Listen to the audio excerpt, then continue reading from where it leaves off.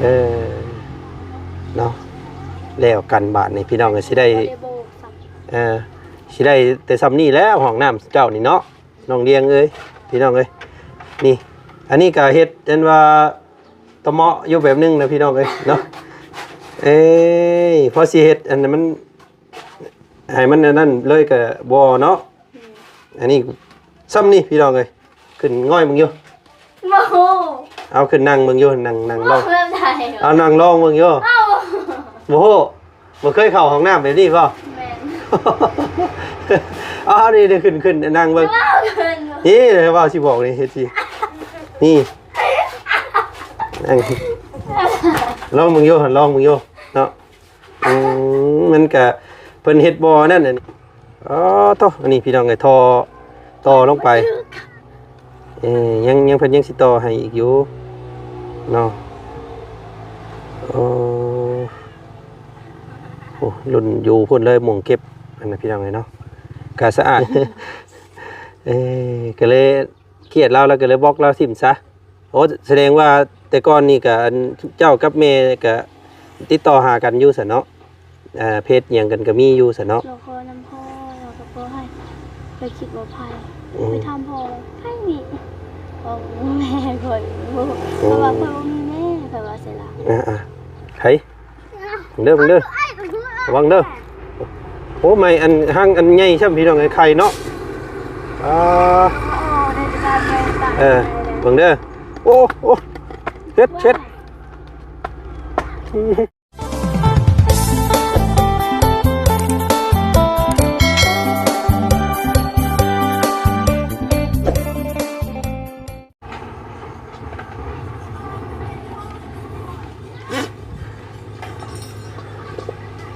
เนาะมาเยี่ยมมายามหมู่บ้านนี่ก็ปวดห้องน้ำพี่น้องเลยเนาะว่าสิมาใส่ห้องน้ำน้องกองมีจักหน่อยหนึ่งว่าซั่นซะพี่น้องเลยเนาะแต่ว่าโอ้เลี้ยวแล้วบ่นี่พี่น้องเลยเนาะหรือว่าพอเข้าได้เด้อบ่เป็นจังใดพี่น้องเฮ็ดกึ่งปึ้งกลางปางอยู่แท้นี่เนาะโอ้ยังบ่แล้วตัวนี่พี่น้องเลยโอ้ยังไม่ได้กองกันต่อคือนั่นบ่มีบอลฮะมันคือซ้อมเลยเอาพี่น้องเลยเนาะทักทายสบายดีพ่อแม่พี่น้องกันอีกรอบหนึ่งเนาะทางบ่จันเข้ามาปวดห้องน้ำพี่น้องว่าชีวิตแวะซิ่งส่องอยู่นี่โอ้ยบ่ได้คือเก่ายังบ่ทันแล้วเด้อพี่น้องเด้อเนาะโอ้สร้างเพิ่นยังบ่ทันบ่ได้มาบ่ลูกมื้อนี้สร้างบ่ได้มาบ่โอ้ยสบายดีเนาะยังหัวยุ่งหัวยองแท้มาได้ใช้นี่บ่มดแดงเต็มหัวมาแต่แม่นมดแดงพี่น้องเลยเนาะห้องน้ำยังบ่แล้วเนาะสร้างเพิ่นบ่ได้มาบ่มื้อนี้ของมือเลยหยุดเลยเนาะมือได้สิได้ใส่มืออยากไปก็ไปมือเนาะพี่น้องๆเพิ่น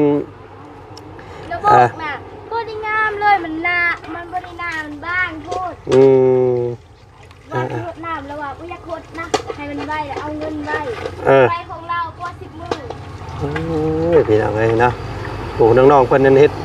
พากันเฮ็ดอีสังบาดนี้อยู่นี่พี่น้องเอ้ยเนาะสบายดีสบายดีน้องเลี้ยงพี่น้องเอ้ยเนาะมากับพากันล้างกันถ้วยล้างบวงบ่วันที่ล่างแล้วเนาะลืมบ่มีอันกระถางใหญ่ๆมาโต่งไว้บ่นี่บ่มีบ่มีทางไงวะกระถางใหญ่ๆถังน้ำฮะตรงน้ำนี่ทางสีเขียวนะแน่นเอาเขียวก็ได้เอาถังใหญ่ๆหั่นน่ะเนาะสิได้น้ำเด้พี่น้องเอ้ยเนาะน้ำฝนตกมันก็หยุดน้ำห้วยน้ำกินน้ำห้วยเอายามฝนตกนี่มันหยุดบ่นี่หยุดตะอยู่ผู้มันก็เป็นผู้น้ำกินน่ะโอ้เฮ้ยพี่น้องเอ้ยนี่เนาะเป็นตลอดมื้อตลอดวัน24ชั่วโมงล้างถ้วยล้างบวงอยู่นี่เนาะสบายน่าสิมีอ่างน้ำหรือว่า กระถางน้ำใหญ่ๆพี่น้องเลี้ยงไว้นี่เนาะสัก3-4กระถางโตงไว้มันจังบ่ทิ่มน้ำซื่อๆได้นี่พี่น้องเอ้ยเนาะห้องน้ำเราก็ยังบ่แล้วซ้ำเนาะพอได้ใช้น้ำกันนี่แหละ3-4หมู่บ้าน3-4ครอบครัวน้ำนี่พี่น้องเอ้ย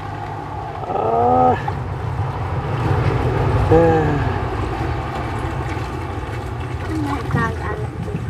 กลางเลยอะไรเป็นระบ้าว่าต้องเรียกว่าคอยคือบ่ปากปากคือปาก ฮะ ต้องเรียกว่าคอยคือบ่ปาก เนาะ อื่นแบบเฮียนมืออื่นเอาเพิ่นมื้อใดเพิ่นหยุดอันว่าหยุดเทอมหยุดอันนั้น เดือนสี่ เดือน4สงกรานต์นี่บ่ เดือนหาไปแจ้งเอ้ยก็ท่านนะเดือนสี่จ้า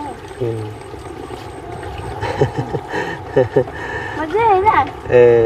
สงอยู่พี่กระดินหรือว่าสงกรานต์มีคือกันบ่ นี่แต่เขาไม่ได้บ้านเขาไม่ได้ เจ้าบ่ได้ไปบ่แต่เขา ไปกันเถอะ โอ้ยอยู่แถวบ้านนั้นระบ่าวโพดพัวนะพี่น้องเอ้ยเนาะเอาเรามาอัปเดตอันห้องน้ำยังบ่แล้วพี่น้องเอ้ยห้องน้ำเพิ่นมื้อนี้เนาะโอ้นี่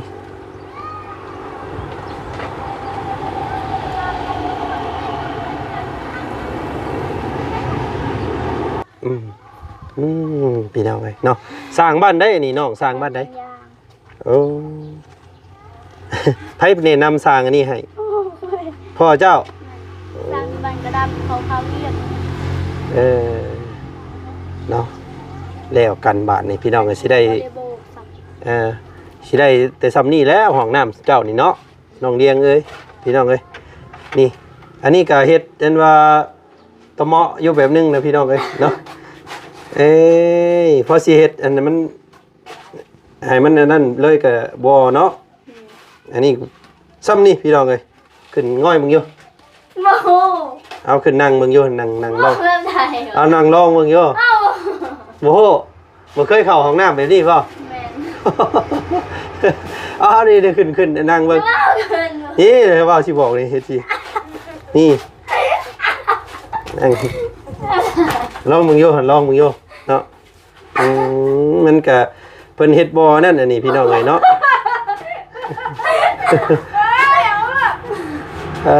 บ่เคย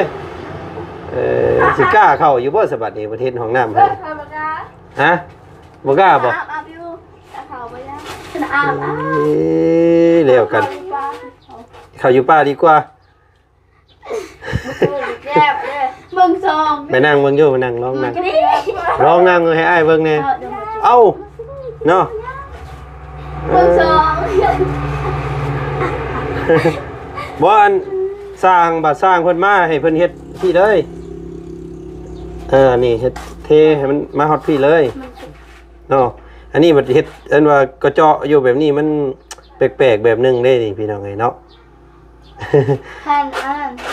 ช่องลมก็บ่มีนี่ทางนี้เราก็บ่ได้ใส่ค่ะ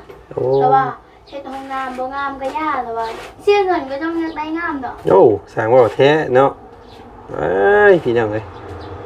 แล้วเอาสร้างมาเจ้าไปให้ติดต่อสร้างก็ติดสร้างบ่สร้างกับเจือแน่เฮ้ยเนาะโอ้ยเราอยากมามื้อใดแล้วก็มาทางนี้อยากมา2คนบ่สร้างก็ตามสภาพพี่น้องเอ้ยเนาะก็จักสิว่าได้ใดนี่ก็ยังบ่ทันแล้วแต่ก็พอใช้ได้อยู่ดอกห้องน้ำเนาะแต่ว่ามันเราเที่ยงจับแล้วว่าเรื่องค่อยแล้วกันพี่น้องเอ้ยเนาะเอามีแต่ภาวนาให้มันสำเร็จเสร็จสิ้นไวๆจะได้จ่ายเงินเพิ่นเนาะมันจังสิได้แล้วไปพี่น้องเอ้ยแล้วเบิกแล้ว2 ล้านเบิก2 ล้านแหละโอ้เราหนีแล้วบ่จักค่าสร้างเพิ่นเท่าไหร่ก็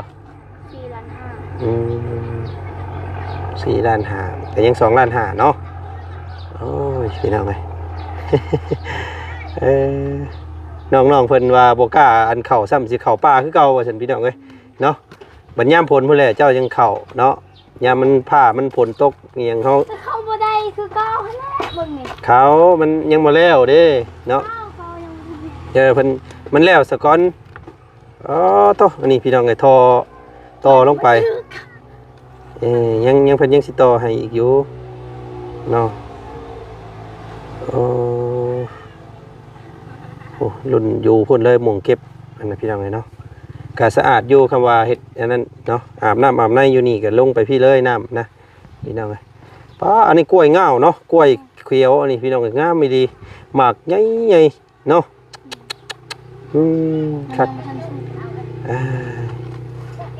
กินมักเดียวมันก็อิ่มทำถูก คือพอเนาะเบิ่งไปเบิ่งมาคือพอได้ผู้นี้พี่น้องไงเนาะพอเจ้าอันเดียวกันรถเนาะหน้าเจ้านะคือก็พอพี่น้องไงแต่แม่ก็แบบนี้บ่แม่เจ้าแบบนี้บ่เจ้าเคยเห็นบ่หูบเราเคยมีบ่มีนำโทรศัพท์เห็นบ่ บอกทิมแล้ว ขอเบิ่งหน่อย บอกทิมแล้ว บอกเราทิมเลยจังว่าเราอยากโทรมาดินน้ำลูกอยู่ปุจักโดไปบอกเราเฮ้ยแล้วก็ เรามี6 ขวบไม้แล้วเด้ เอ้ามีกะเรากะเสือกินฮอดเจ้าแล้วก็อยากโทรมาดิน เราเลยคิดฮอด เย็นว่าเราอยากโทรมาเจ้าไปบอกเราก่อนแล้วก็แล้วเรามีลูกไม้เราพักหรือเปล่า เป็นครอบครัวใหม่เนี่ยเนาะยาเพิ่นและพี่น้องไอ้เฮากะอยู่น้ำพอประตูพี่แหละบัดนี้ เราบอกเนี่ยบ่ดีก็เลยบอก โอ้แล้วเว้าได้ไดแล้วเว้าใส่เจ้าบ่เอ้าคือเราเว้าคือเว้าเจ้าเพิ่นเว้าได้ไดอันนั้นตอนใดแต่รุ่นน่ะบ่ จะโดนแล้ว แต่เจ้าจักปีเราเว้าเจ้า ปี2014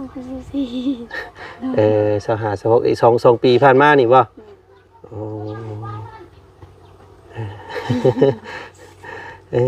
ก็เลยเครียดเราแล้วก็เลยบอกเราทิ่มซะโอ้แสดงว่าแต่ก่อนนี่ก็เจ้ากับแม่ก็ติดต่อหากันอยู่ซะเนาะเพจหยังกันก็มีอยู่ซะเนาะ เราขอน้ำพ่อเราก็ขอให้ไปคิดว่าไผ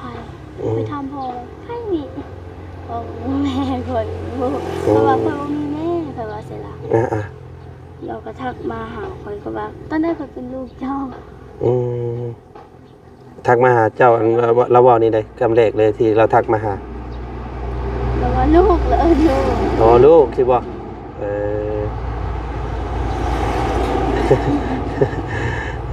แล้วเจ้าเป็นยังคือไปบอกเราบัดนี่ มันต้องมีเรื่องเนาะ บอกบ่ได้บ่บอกป้าลุงบ่ได้บ่มัน ลืมแล้ว มันเป็นนี่ใดระบายให้ป้าให้ลุงพังนี่ เขาไม่ได้ฮักเขาเราไม่ได้เลี้ยงเขาตั้งแต่น้อยเราก็ไม่ได้ฮักเขาเราก็ฮักลูกเราลูกเราเขาก็เกิดใหม่เรามีลูกหลายคนเราเอาผัว4-5 คนแหละผัวจีนผู้หนึ่งเราก็ทิ่มผัวเวียดเราก็ทิ่มอีกแล้วแล้วแล้วก็เอาผัวเวียดมาอีก ตอนนี้เพิ่นอยู่เวียดเพิ่นบ่ แม่อยู่โรงหา ญาติและสัมบ่ติดต่อกันดีกว่าซั่นเนาะอยู่ในใจเฮาและ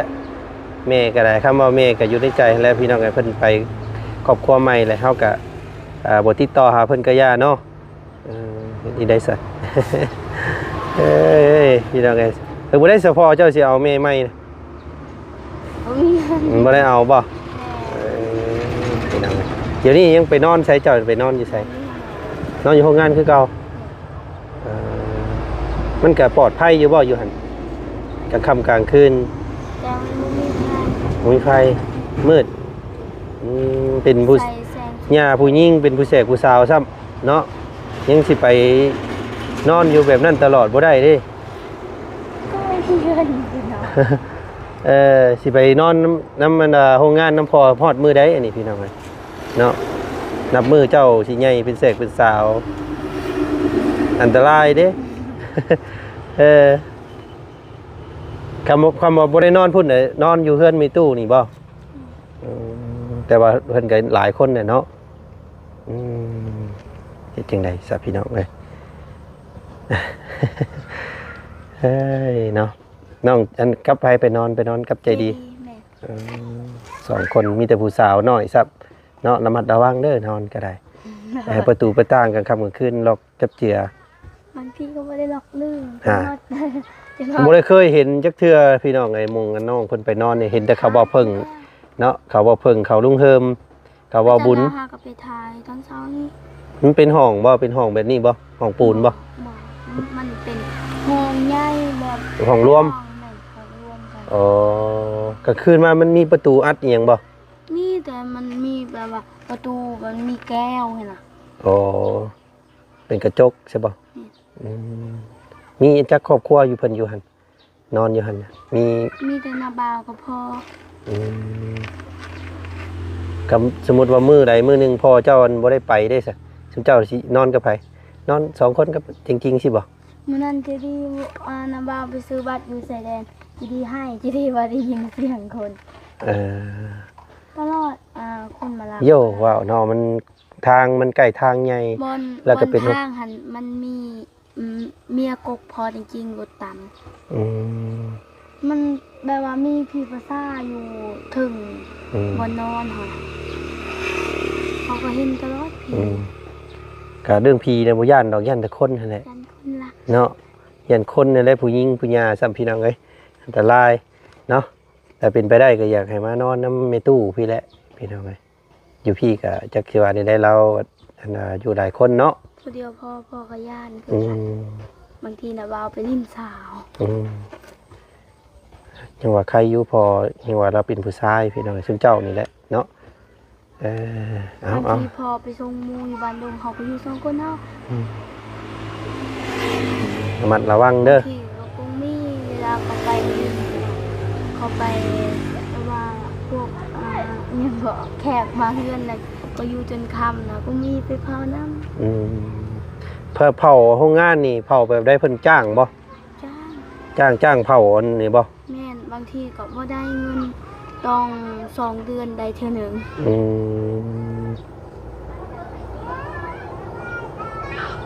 เดือนเท่าไรเพิ่นเอาให้ เดือน2 ล้านเดือน2 ล้านแต่เฉพาะเผาซื่อๆนี่เนาะบ่ได้เฮ็ดหยังเนาะเผาเบิ่งแย่งให้เพิ่นซื่อๆนี่เนาะ ออกเงินเดือนเฮาก็ตัดหญ้าให้เขาตัดหญ้าเนี่ย ตัดหญ้าตัดเบิ่งดูแลให้ได้เนาะว่าไงเนาะปัดกวาดโอ้อันลืมเบิ่งได้นี่เพื่อนน้อยนี่เพิ่นมางเฮิงบ่ได้นี่แต่เฮิงแล้ว บ่ได้เงินปานใด เพิ่นมางจักมื้อเลยเพิ่นมางเฮือนเจ้านี่เฮือนพ่อกับแม่นี่ บ่ฮู้ โอ้พี่น้องกับเพิ่นมางเนาะ ตอน ลืม บ่ได้อยู่เพื่อนไปเสียหญ้ามา เป็นเอิดเติดเนาะแล้วไม่ต่อกับเพิ่นไปไว้ใส่เบิดลูกนี่ เขาจูดแล้ว โอ้ยแปลนเนาะพี่น้องบัดนี้นี่ปุ๊กเฮือนหลังนึงอยู่นี่ก็ได้เนาะ เจ้าเอาพี่น้องมีแต่ภาวนารุ่นเฮ็ดห้องน้ำให้แล้วไวๆเด้อเนาะเป็นกำลังใจให้พี่น้องเพราะว่าภาวนาให้สร้างเพิ่นมาดำเนินการให้มันแล้วเนาะ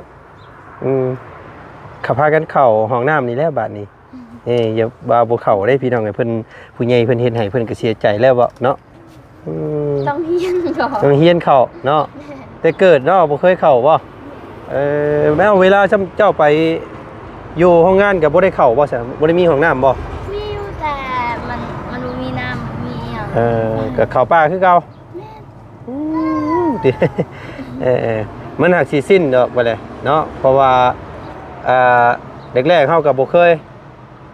ก็บ่กล้าเข้าพอเฮาเข้าเรื่อยๆแล้วก็มันก็ดึงเองมันเนาะน้ำมือมันป่าร้อนสิเบิดเลยเจ้าต้องเข้าแบบนี้แหละพี่น้องเอ้ยเนาะ เอาเนาะที่แต่พังเบิ่งเนาะให้เว้าลุงเฮิมเพิ่นติดตามมันแหละเนาะโทรหาทางสร้างเพิ่นมาเฮ็ดให้มันแล้วไวๆเนาะจำเพิ่นสิปะไปเลยกับเพิ่นบ่ป้าดอกพี่น้องเพราะว่าจ่ายเพิ่นแค่เครื่องเดียวนึงเนาะอันนี้มันก็ยังบ่ได้นั่น 70-80% แล้วใกล้สิแล้วเนาะแล้วสาบทั้งนอกทั้งในนี่ก็แล้วพี่น้องแล้วก็อันนั้นมีแต่อยากให้เพิ่นเฮ็ดเทใหม่อันมงโทสวมนะพี่น้องเนาะมันเฮ็ดตะเจาะอยู่เนาะแต่ทางบ่จันเคยเข้าห้องน้ำแท้ๆก็ยังว่าบ่อยากกล้าเข้าไปได้เด้ เ เนาะเอ้ยโอเคสั่นละเนาะเดี๋ยวมื้อหน้ามื้อใดสิแวะมาดินน้ำใหม่อีกเด้อพี่น้องไงเนาะระมัดระวังเด้อไปอยู่น้ำโรงงานกะน้ำมือเป็นสาวเนาะเอ้ยพี่น้องไงน้องเลี้ยงเนาะอยู่เอาอันน้องๆเพิ่นเฮ็ดหยังอยู่ผู้ บ่ฮู้ โอ้อันน้องแต่งจริงเพิ่นนั่นล่ะเอาอันนั้นบ่ น่าจะเอา หาไข่มดแดงพี่น้องไงเนาะ ให้เปิดเรียนกับบ้าน เปิดประตูไว้แล้วมันห้อน ห้อนดีๆพี่น้องเลยเนาะระบายไปสละไปซอยเบียกซอยงานนั่นนะพอตู้มีตู้ซะเนาะระบายไปป้าก่อนเด้อสบายดีกำลังใจให้ เป็นสาวเลยพี่น้องไงน้องเลี้ยงเพิ่นก็ได้เนาะมาพ่อแรกๆนิดหน่อยเนาะจะเติบโตไว้พี่น้องนิดหน่อยก็มือนี้เนาะอ๋อ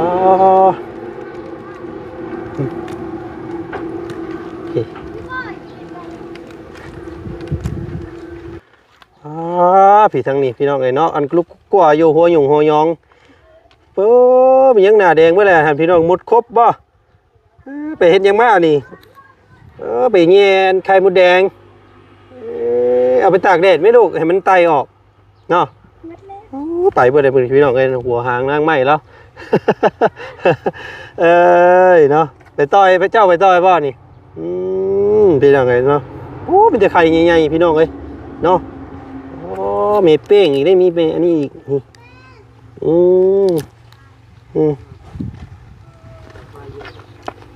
เอาไปกินแดงบ่พี่เด็กเนาะเฮ็ดดีได้บ่นี่ให้แม่มันออกเบิดก่อนไตพวกนี้กระโตมุนเมื่อแล้วพี่น้องเอามาเฮ้ยเด้อระวังเด้อโอ้ไม่อันห้างอันใหญ่ใช่ไหมพี่น้องไอ้ไข่เนาะบังเด้อโอ้เช็ด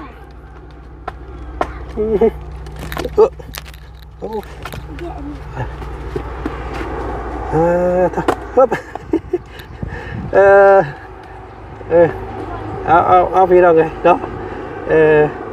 ให้น้องๆเพิ่นหาอยู่หากินซะพี่น้องไงเนาะกะทางวันจันทร์ขอโตก่อนพบปะกันอีกคลิปหน้านะพี่น้องเนาะคลิปนี้สบายดีแม่สุขุสุขคนพี่น้องไงไป